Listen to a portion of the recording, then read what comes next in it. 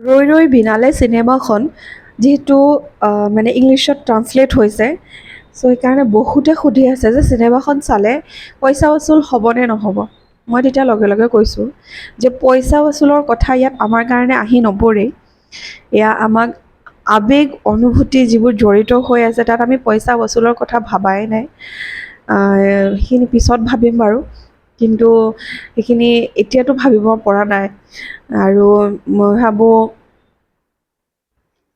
জুবিনদাৰ যি সশৰীৰে এক্টিভিটি গান গোৱা বা কথা কোৱা যিখিনি মানে মুভমেণ্ট, সেইখিনি লাষ্ট টাইমৰ কাৰণে মেমৰিত ছেভ কৰিব পাৰিম বুলিয়ে চিনেমাখন চালোহেঁতেন, যদি একদম বেয়া চিনেমাও হ'লহেঁতেন।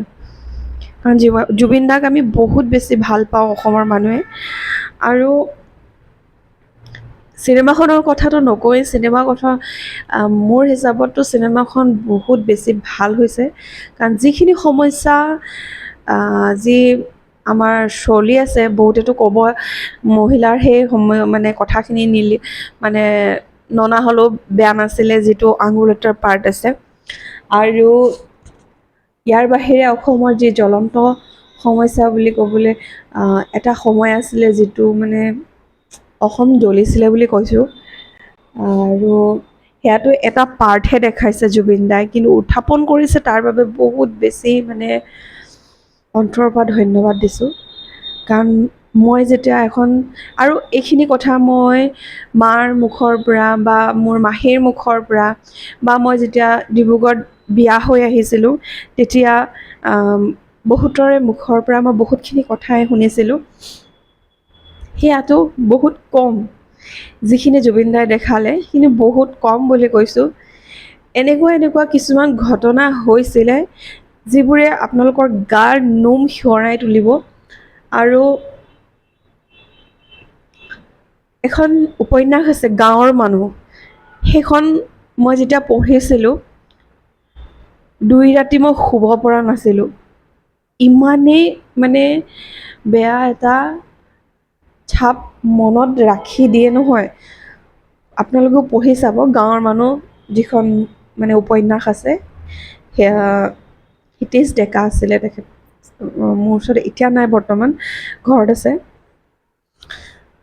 গাঁৱৰ মানুহ আছিলে মানে উপন্যাসখন, হিতেশ ডেকা আছিলে ৰাইটাৰজনৰ নাম।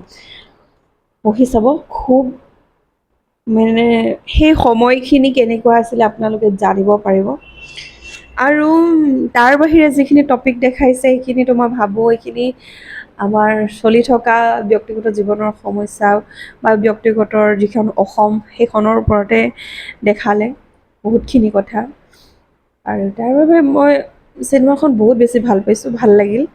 আৰু আগৰতলাৰ যি মানে আমিতো ফাৰ্ষ্ট টাইম মানে তেনেকৈ গৈছোঁ। আৰু যেতিয়া খুব সম্ভৱ অসম এছ'চিয়েশ্যনৰে লোকসকল চাগে, তেখেতলোকে যেতিয়া একগোট হ'ল তেতিয়া মই ভাবিছোঁ কিবা এটা নিশ্চয় হ'ব। তেতিয়া মায়াবিনী তেখেতলোকে আৰম্ভ কৰিছে। আৰু মায়াবিনী শুনাৰ লগে লগে এনেই কিবা সুকে খুন্দা মাৰি ধৰে, নাজানো কিয়। আৰু মই তেতিয়াই কেমেৰাটো উলিয়াই লৈ সেইখিনি মই ৰেকৰ্ড কৰিছিলোঁ, মই ক্লিপ অলপ দিছোঁ।